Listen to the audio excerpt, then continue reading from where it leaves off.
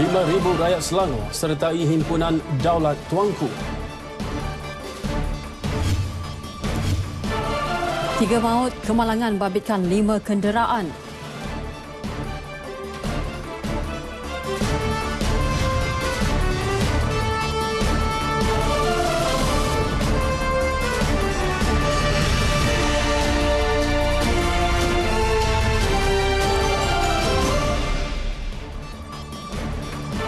Assalamualaikum, saya Muhammad Akhtar Haji Hamzah. Dan saya Margaret Gambang. Lagi bantahan diadakan bagi menyelar tindakan ahli DAP Datuk Zaid Ibrahim yang didakwa menghina kedaulatan Sultan Selangor, Sultan Sharafuddin Idris Shah dalam satu kenyataan 4 Disember lalu. Berikutan itu, 5,000 rakyat Selangor mengadakan Himpunan Daulat Tuanku di dataran Mayang, Seksyen 16 Shah Alam.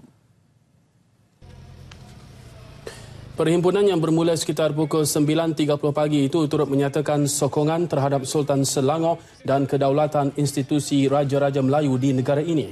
Penasihat Perhimpunan Daulat Tuanku 2017, Tan Sri Noh Omar berkata, turut menyelar tindakan Tun Dr. Mahathir yang didakwa menghina bangsa Bugis pada di Himpunan Kleptokrasi pada 14 Oktober lepas.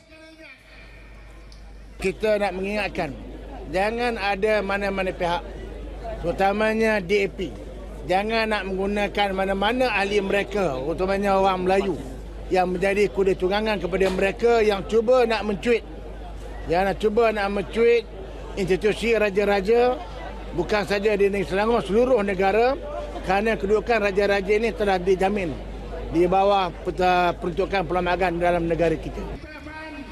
Pada Perhimpunan Daulat Tuanku 2017, 4 tuntutan diusulkan, antaranya memohon supaya Datuk Zaid dan Tun Dr. Mahathir memohon maaf secara terbuka kepada Sultan Selangor, selain meminta Kerajaan Negeri Selangor supaya tidak membenarkan kedua-dua individu tersebut berucap di mana-mana kawasan dan premis Kerajaan Negeri Selangor.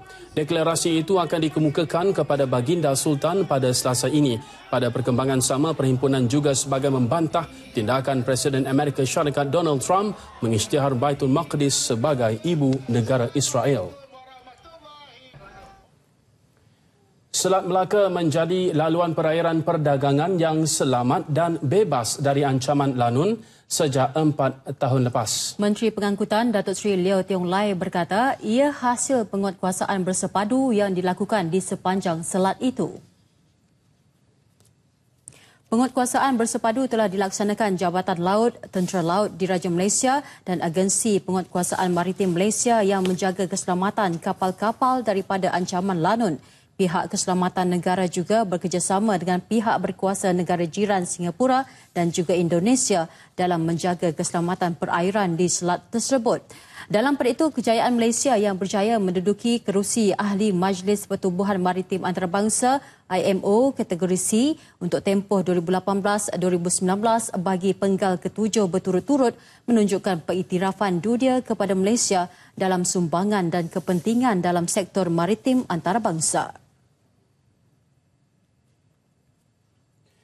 Datuk Seri Leo Tiong Lai juga memaklumkan kementeriannya sedang menyiasat dakwaan kekurangan buku kurikulum pendidikan pemandu KPP sehingga menyebabkan lebih 6,000 calon Institut Pemandu di 20 sekolah memandu di Selangor tidak dapat menduduki ujian pemanduan. Siasatan awal mendapati perkara berkenaan mungkin berlaku kerana jumlah calon mengambil ujian tersebut meningkat terutama semasa cuti persekolahan. Datuk Seri Leo berkata Ketua Pengarah JPJ sudah diarahkan untuk menjalankan siasatan permasalahan itu dan menyelesaikannya segera. JPJ kini sedang membangunkan e-manual KPP bagi menyelesaikan isu kekurangan buku KPP itu pada masa akan datang. Semalam sebuah khabar tempatan berbahasa Inggeris mendedahkan tentang kekurangan buku KPP itu. 3 maut manakala 2 parah dalam kemalangan membabitkan 5 kenderaan di simpang 4 lampu isyarat Maktab Rendah Sains Mara MRSM Lenggong Gerik pagi tadi. Kesemua yang maut merupakan adik-beradik.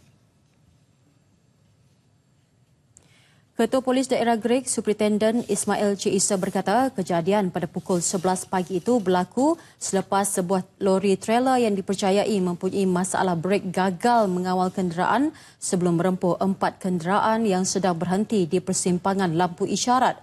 Mangsa yang maut melibatkan 2 kanak-kanak berusia 3 dan 8 tahun serta seorang wanita berusia 22 tahun. Kesemua mangsa dihantar ke Hospital Greig untuk bedah siasat. Sementara itu, ibu bapa ketiga-tiga mangsa maut yang mengalami kecederaan parah kini ditempatkan di Hospital Taiping untuk rawatan lanjut. 2 lagi mangsa daripada kenderaan lain mengalami cedera ringan. Kes disiasat mengikut Seksyen 41/1 Akta Pengangkutan Jalan 1987. Nelayan yang hilang ketika memancing dan menjaring ikan di Kuala Linggi, Alor Gajah, Melaka sejak Khamis lalu ditemukan lemas di 11.8 batu nautika dari muara perairan tersebut pagi tadi. Mangsa dikenali sebagai Muhammad Borhan, 62 tahun dari Taman Kuala Permai, Kuala Linggi baru. Mayat ditemui nelayan tempatan sebelum menghubungi APMM. Sementara itu, Timbalan Pengarah Operasi Agensi Penguatkuasaan Maritim Malaysia APMM Melaka Negeri 9 DM5, Komander Maritim Azman Samsudin berkata, mayat dibawa ke Pusat Transformasi Luar Bandar RTC Kuala Linggi Alor Gajah menggunakan bot kilat 19 Maritim Malaysia bagi tujuan pengecaman. Seterusnya, mayat dibawa ke Hospital Alor Gajah untuk dibedah siasat. Pada Khamis lepas, hanya bot-bot fiber berwarna biru milik mangsa ditemukan nelayan di tengah laut sebelum ditunda ke jeti nelayan kampung Teluk Pasir Panjang.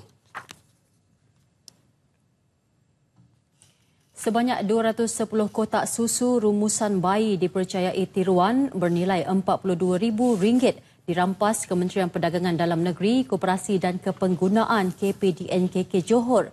Ia ekoran aduan pengeluar produk susu jenama terkenal berkenaan menerima laporan berkaitan bayi mengalami muntah teruk selepas menggunakan produknya. Menurut Pengarah KPDNKK Negeri Johor, Khairul Anwar Bacok, pemantauan dilakukan terhadap 5 buah premis rangkaian perniagaan di sekitar Johor Bahru selama 4 bulan. Hasil pemeriksaan dan risikan pihaknya, pemilik premis rangkaian perniagaan tersebut berumur lingkungan 50-an menggunakan helah mencampur produk tiruan dan asli di rak jualan untuk mengelirukan pelanggan. Pemilik premis perniagaan, pemilik premis perniagaan yang berumur 50-an itu dia campurkan ni antara produk tiruan dan juga yang original. Susu tersebut turut dijual dengan harga yang sama, the same price dengan harga yang original, dengan pek susu original iaitu sekitar RM200 setiap pek. Menurut Khairul, barangan susu dipercayai tiruan itu disita mengikut Seksyen 8/2/B Akta Perihal Dagangan 2011. Siasatan akan diteruskan bagi mengenal pasti pengedar dan pengeluar produk susu tiruan berkenaan. Kelab Putera 1 Malaysia KP1M meraihkan 1,000 pelajar sekolah rendah sekitar Parlimen Petaling Jaya Selatan bersempena sesi persekolahan 2018. Mereka diberi bantuan berupa barangan persekolahan seperti beg, kasut, alat tulis dan pakaian seragam. Mewakili Presiden KP1M, Pengerusi Jawatan Kuasa Pelancongan dan Kebudayaan Pahang, Datuk Seri Muhammad Syarkar Syamsuddin berkata, bantuan adalah bagi meringankan beban ke semua ibu bapa yang berpendapatan rendah. Kita berikan kepada mereka ini tidak mengira agama, keturunan, sama ada Melayu, Cina, India, dan tak kira pahaman politik. MC, MIC, Gerakan UMNO, tak kira. Yang penting adalah mereka ini di dalam kategori mereka yang memerlukan. Beliau bercakap kepada media di Petaling Jaya, bantuan seumpama itu akan diperluas kepada 73 kawasan parlimen dengan sasaran 1,000 pelajar bagi setiap parlimen seluruh negara.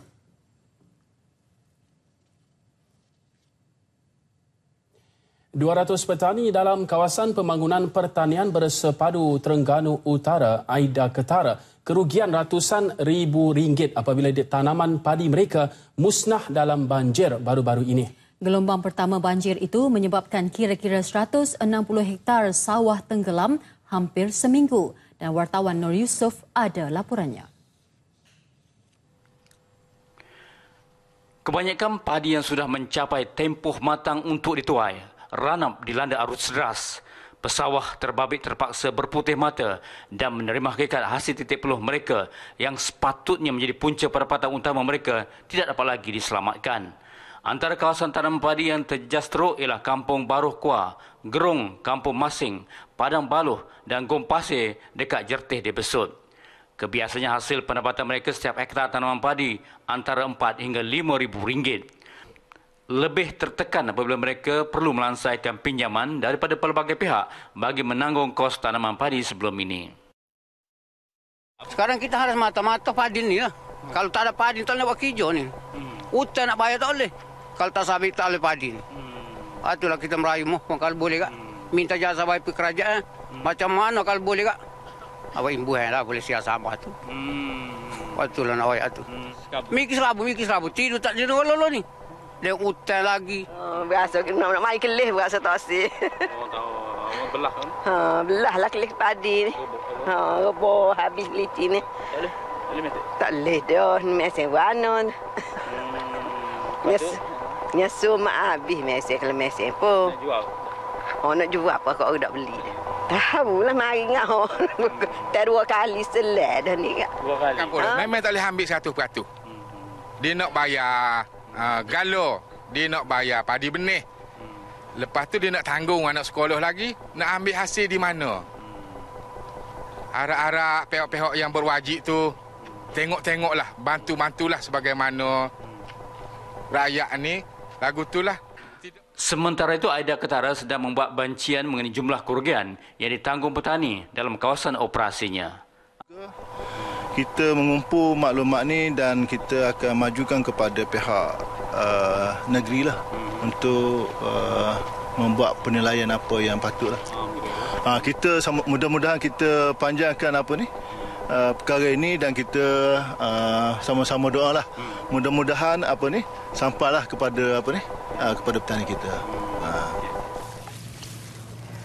Ya, jika tidak ada berlaku masalah bencana banjir, ini kawasan yang dikira lebih kurang dalam 0.8 hektar yang boleh memberikan pendapatan lumayan kira-kira RM9,000 untuk petani seorang usaha muda di sini. Inilah tanah miliknya, tetapi akibat daripada bencana yang menimpa kawasan ini, gelombang pertama banjir menyebabkan beliau kehilangan pendapatan ini dan tentunya ini sesuatu yang menyedihkan.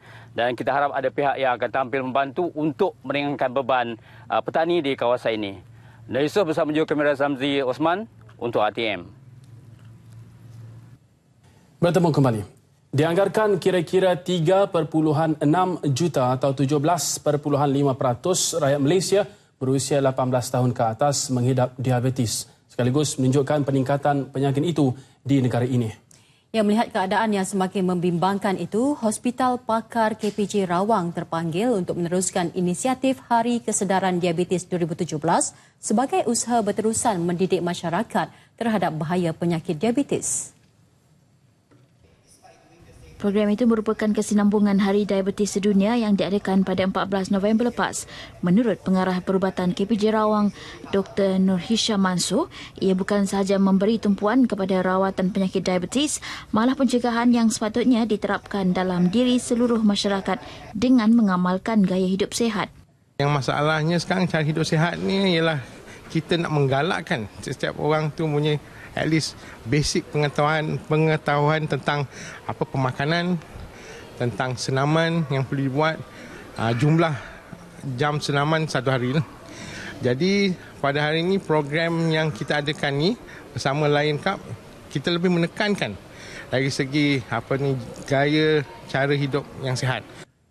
Tambah Dr. Nur Hisham, antara cabaran yang dihadapi ialah untuk menukar pemikiran masyarakat yang bergantung kepada amalan pemakanan berasaskan kanji kepada cara pemakanan yang lebih sihat.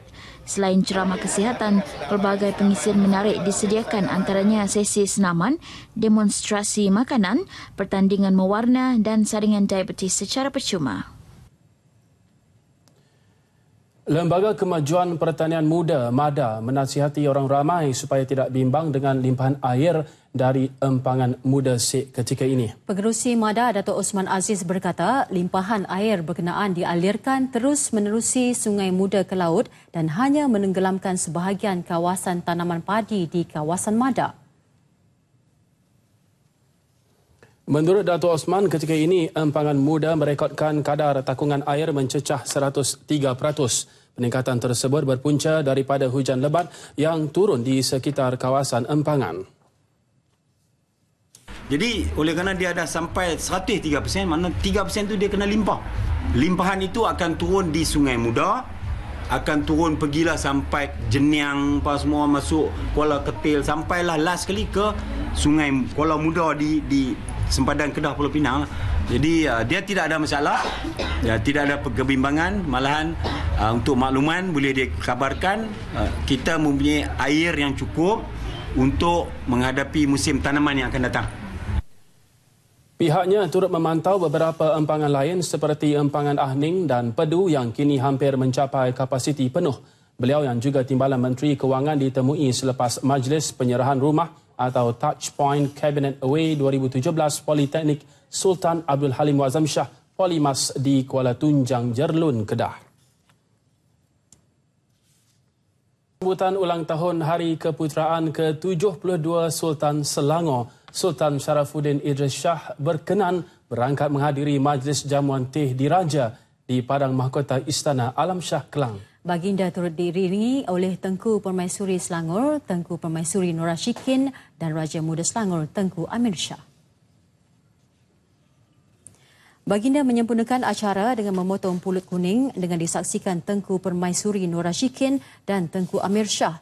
Sultan Sharafuddin berkenan menerima cenderamata sempena Hari Keputeraan Baginda daripada Kerajaan Negeri berupa keris Sugaraja yang merupakan lambang kuasa dan pemerintahan beraja, dihasilkan semula daripada koleksi asal Muzium Negara. Keris Sugaraja menampilkan corak tunas tumbuhan menjalar yang diukir dengan tangan daripada perak jenis sterling dengan motif bersalut emas 24 karat. Selain itu, Baginda turut berkenan menerima cenderamata daripada pegawai daerah, Datuk Bandar, pihak berkuasa tempatan dan orang besar daerah Kelang seutas jam tangan Tech Heuer edisi terbaru dengan 18 karat solid rose gold.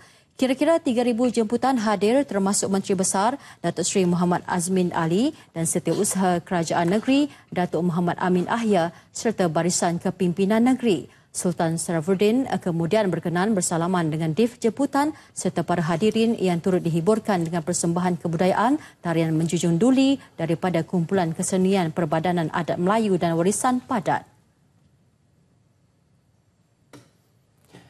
Filem komedi Bujang Lapuk lakonan tiga seniman P. Ramlee, Aziz Sattar dan S. Samsudin banyak mengandungi unsur pengajaran selain hiburan.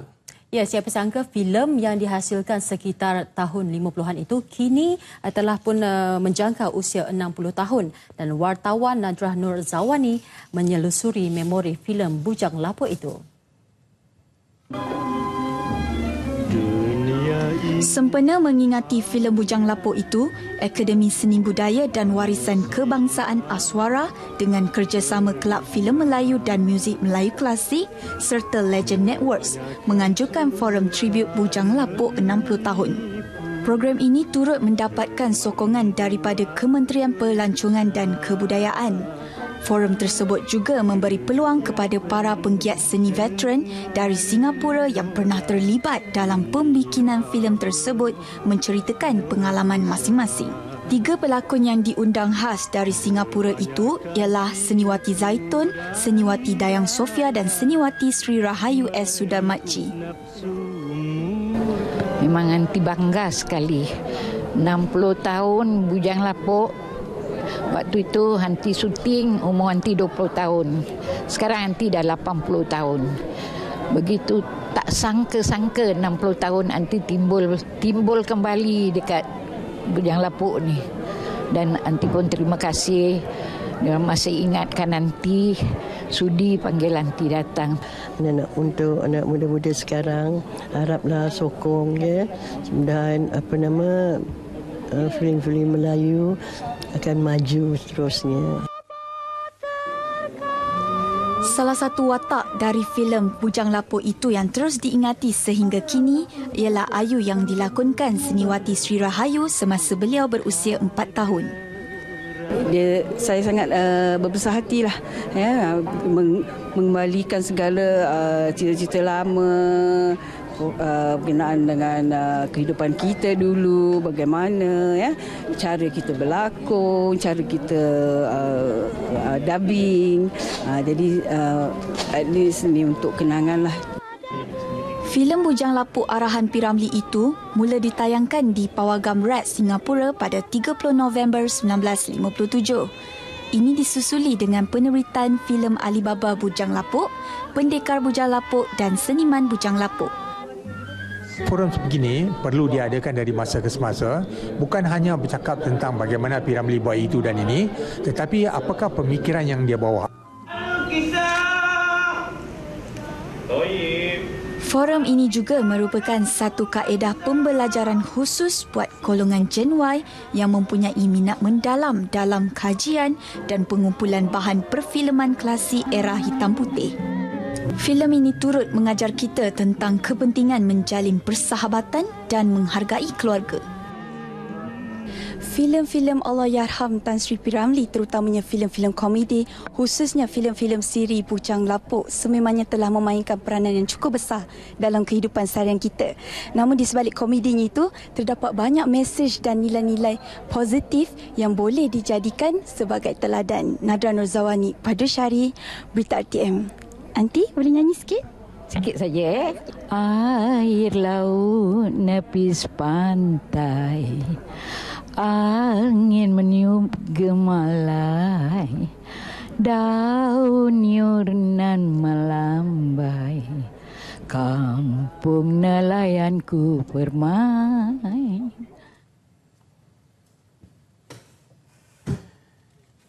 Unit pertama program Rumah Muafakat Kedah yang dibina di Langkawi siap sebulan selepas ia dilancarkan Menteri Besar Datuk Seri Ahmad Bashar Mat Hanifah awal Oktober lalu.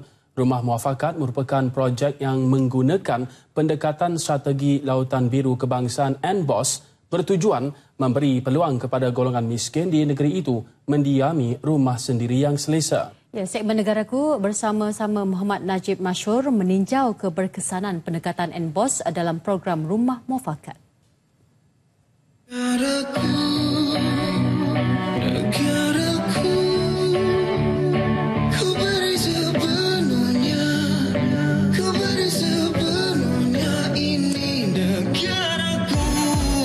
Rumah Muafakat Langkawi merupakan projek kerjasama pelbagai pihak termasuk agensi kerajaan, pemimpin masyarakat, sektor swasta, badan bukan kerajaan dan sumbangan individu. Program Pejabat Daerah Langkawi bersama-sama ahli parlimen dan ahli Dewan Undangan Negeri Adun membolehkan mereka yang tidak berkemampuan memiliki kediaman sendiri biarpun tidak ada dalam senarai penerima bantuan rumah kerajaan. Bagaimanapun, penerima perlu mempunyai tanah sendiri atau tanah saudara mara bagi membolehkan rumah dibina. Konsep muafakat, permufakatan di antara masyarakat, jabatan dan orang ramai dan syarikat-syarikat. Ini konsep muafakat yang saya nak bawa di Kedah ni. Jadi alhamdulillah. Jadi oleh kerana kita dapat lagi penyumbang, kita mesyuarat yang lepas buat keputusan kita tambah kepada satu rumah satu mukim mulai bulan Disember. Sebab tu kita mulakan bulan Disember ni dengan mukim kuah. Dengan kos antara RM25 hingga RM30,000 bagi setiap rumah, ia mampu disiapkan dalam tempoh kurang 2 bulan. Kita akan jalankan projek ini secara gotong royong. Selain daripada barang-barang binaan yang kita dapat daripada penyumbang-penyumbang yang sanggup memberi sumbangan kepada kita, kita juga mendapat khidmat bina lah. Unit pertama Rumah Muafakat siap dibina di Mata Air Mukim Ulu Melaka, manakala unit seterusnya sedang dibina di Belanga Pecah Mukim Air Hangat dan unit ketiga akan dibina di Kampung Said Nahar Mukim Kuah. Setiap rumah lengkap dengan bilik tidur, ruang tamu, dapur, bilik air serta bekalan air dan elektrik. Okey, alhamdulillah, saya mengucapkan terima kasih pada pihak-pihak yang hadir yang sudi bagi bantuan dan saya berharap bantuan dapat disegerakan dan kami dapat berpindah duduk sebelum raya puasa insya-Allah. Seronoklah dapat rumah. Dulu ni kami minta tak dapatlah ni. Terkejut juga dapat. Macam mimpi ya. Terima kasih kepada Menteri Besar atas sumbangan rumah ini dengan kerjasama orang kampung lah. Lepas ni hidup makcik akan jadi lebih baik lah. Rumah Muafakat Langkawi merupakan sebuah inisiatif bagi membantu golongan masyarakat kurang berkemampuan untuk mendapatkan kediaman yang lebih selesa. Berkonsepkan kerjasama dari pelbagai pihak, ia dilihat satu langkah terbaik kerajaan dalam meringankan beban rakyat. Laporan Muhammad Najib Mansur bersama juru kamera Muhammad Husyari Hussein untuk RTM. Malaysia mahu isu berkaitan hak asasi manusia di semua negara ditangani melalui pendekatan berasaskan dialog membina dengan menghormati prinsip kedaulatan dan tanpa campur tangan asing. Dalam satu kenyataan sempena Hari Hak Asasi Manusia 2017, Kementerian Luar berkata sebagai mengatakan bahawa anggota Pertubuhan Bangsa-Bangsa Bersatu PBB, Malaysia menerima falsafah, konsep dan norma yang termaktub dalam Deklarasi Hak Asasi Manusia Sejagat UDHR 1948. Deklarasi itu menetapkan standard minimum dan umum berkenaan hak asasi manusia untuk semua orang di semua negara. Malaysia percaya bahawa kesederhanaan, saling menghormati dan pemahaman adalah nilai-nilai utama yang memainkan peranan penting dalam mewujudkan persekitaran yang tenteram serta memupuk semangat muhibah antara pelbagai kaum dan agama. Selain itu, kerajaan juga telah menggunakan pendekatan Satu Malaysia untuk mengukuhkan perpaduan dalam kalangan rakyat bertujuan memelihara dan meningkatkan perpaduan. Untuk itu, Malaysia akan terus memperjuangkan kesederhanaan dalam merapatkan perbezaan dan menyelesaikan pertikaian serta untuk melawan ekstremisme dan radikalisasi di dalam negara dan di forum antarabangsa. Persekutuan Angkat Berat Malaysia MWF berharap hukuman kesalahan doping atau pendopan Persekutuan Angkat Berat Dunia IWF terhadap atlet angkat berat negara Muhammad Hafifi Mansur dapat dikurangkan selepas tiada harapan Hafifi untuk terlepas daripada kesalahan itu.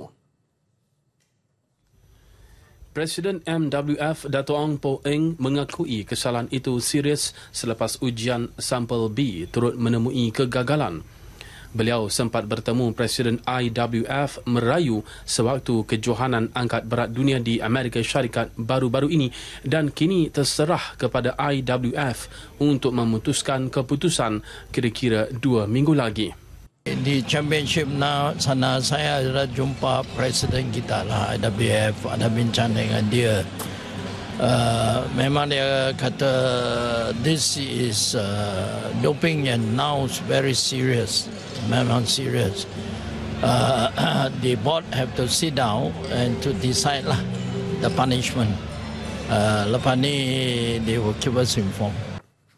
Dato' Ong yang juga Presiden Persekutuan Angkat Berat Commonwealth dan Naib Presiden Majlis Olimpik Malaysia MOM bagaimanapun berkata Hafifi masih boleh meneruskan karya sekiranya masih berkemampuan selepas tamat tempoh hukuman. Hafifi didapati bersalah selepas mengambil anabolik steroid oxymetillin ketika memenangi kategori 69 kg pada kejohanan terbuka Melbourne Mac lalu. Ia disifatkan sebagai bahan terlarang yang serius oleh agensi anti-doping dunia WADA di bawah kategori S1. Bulan lalu Hafifi dinobatkan sebagai olahragawan Angkatan Tentera Malaysia ATM ketika masih menanti keputusan sampel B. Seramai 296 peserta mengambil bahagian dalam pertandingan golf Piala Ahmad Zahid Hamidi HZH 2017 di Mines Resort and Golf Club Seri Kembangan. 129 orang daripadanya terdiri daripada kepimpinan tertinggi UMNO.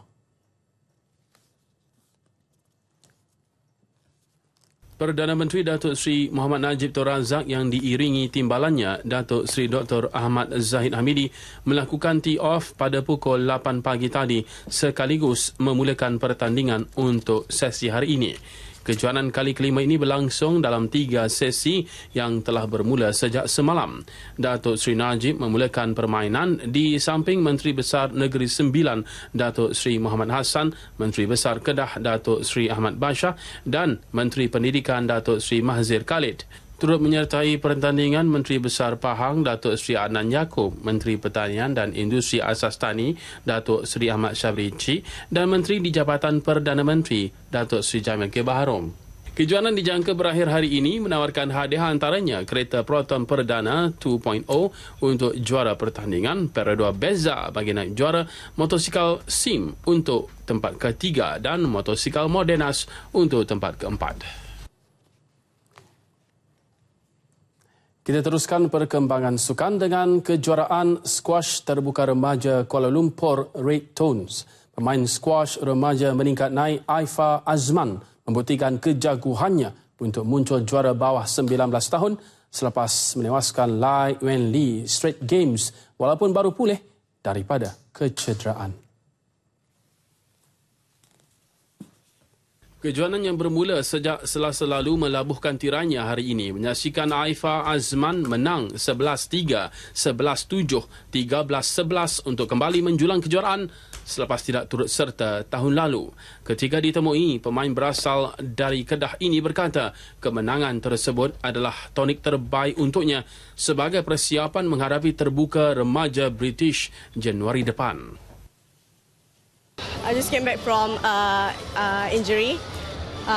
Before SEA Games, I kena ankle injury, and then this is my first tournament after injury, and before British Junior Open, so it's good to win this tournament. Prepare before British Junior Open. I just came back from training for 3 weeks, and think I'm doing good. Ogos lalu, Aifa membantu pasukan untuk meraih pingat emas pada Tamasya Sukan C KL 2017. Sementara itu, dalam kategori B15, adiknya Aira Azman yang juga menghuni ranking nombor 1 Asia muncul juara dengan menumpaskan rakan senegara Shasmita Nityanandan 10-12, 11-7, 11-7 dan 11-8. Aksi remaja perempuan bawah 17 tahun pula menyaksikan seorang lagi wakil negara Kiroshana Manoharan menang 11-5, 11-3, 11-4 dalam pertemuan dengan wakil Jepun Ayumi Watanabe. Muhammad Haris Ramli pula mengejutkan pilihan utama kejohanan Muhammad Amir Amirul Azhar untuk muncul juara dalam aksi sengit 8-11, 11-9, 11-8, 4-11 dan 11-5 dalam kategori remaja lelaki bawah 17 tahun. Dalam pada itu, wakil negara kategori bawah 19 tahun Yi Xian Xiao menghampakan apabila tewas kepada Matthew Lucente dari New Zealand. Seramai 776 peserta membabitkan 19 negara menyertai kejohanan squash junior terbuka Kuala Lumpur kali ini.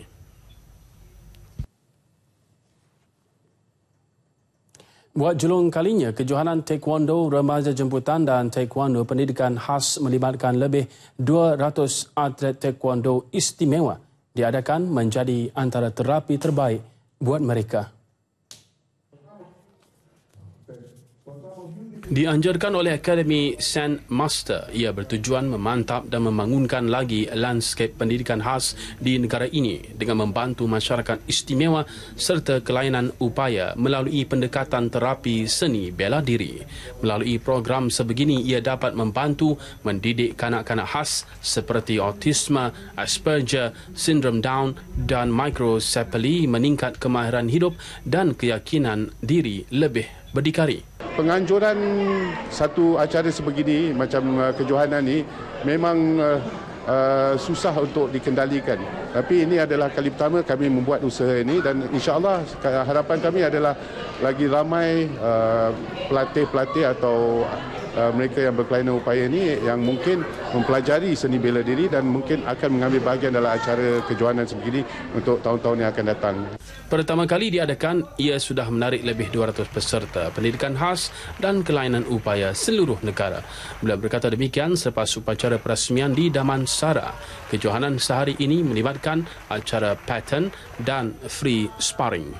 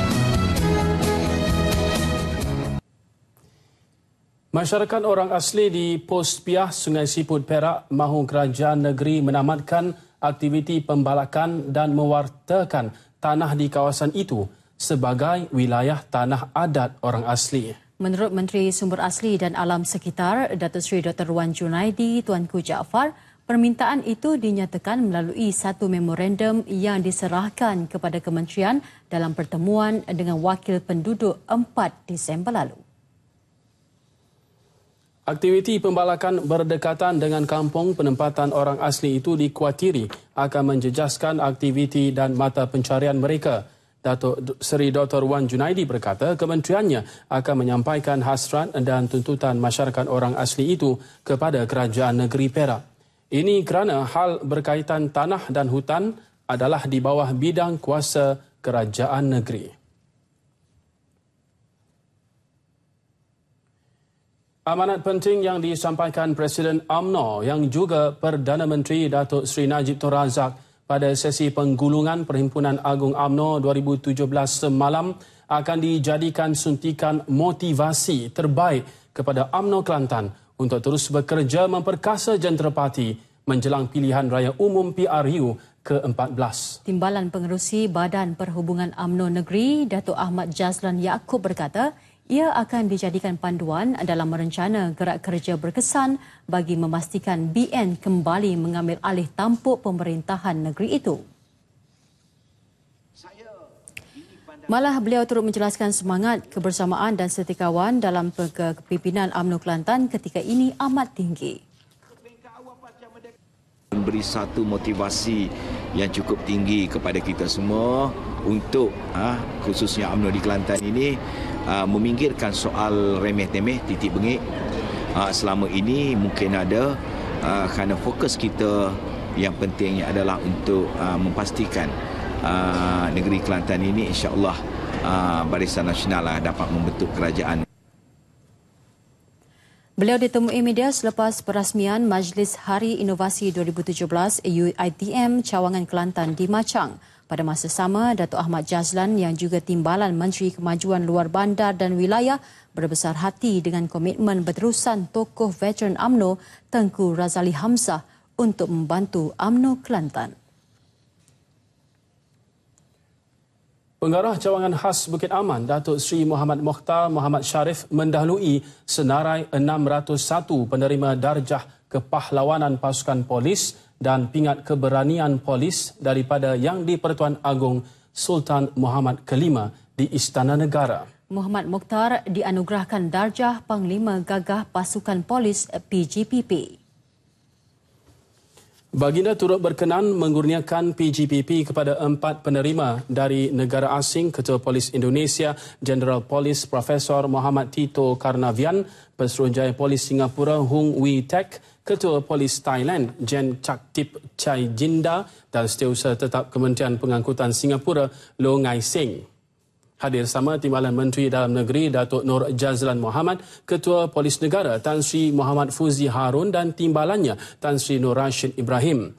Turut menerima PGPP ialah Pengarah Pengurusan Bukit Aman Datuk Sri Abdul Ghaffar Rajab, Pengarah Jabatan Pencegahan Jenayah dan Keselamatan Komuniti Bukit Aman Datuk Tajuddin Mat Isa dan Pengarah Jabatan Integriti dan Pematuhan Standard Bukit Aman Datuk Seri Abdul Rahim Hanafi. Selain itu, Pengarah Jabatan Siasatan Jenayah Bukit Aman Datuk Sri Wan Ahmad Najmuddin Muhammad dan Pengarah Jabatan Siasatan Jenayah Komersial Bukit Aman Datuk Amar Singh Ishar Singh turut menerima darjah sama. Seramai 98 penerima dianugerahkan darjah Panglima Setia Pasukan Polis, darjah Pahlawan Pasukan Polis, darjah Ksatria Pasukan Polis dan 280 penerima darjah Bentara Pasukan Polis.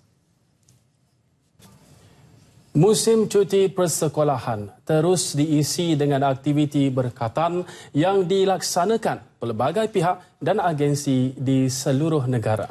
Di Melaka, 54 kanak-kanak menyertai Majlis Khatan Perdana yang diadakan oleh Persatuan Bulan Sabit Merah PBSM Daerah Jasin dengan kerjasama Japurun Rim di Jasin.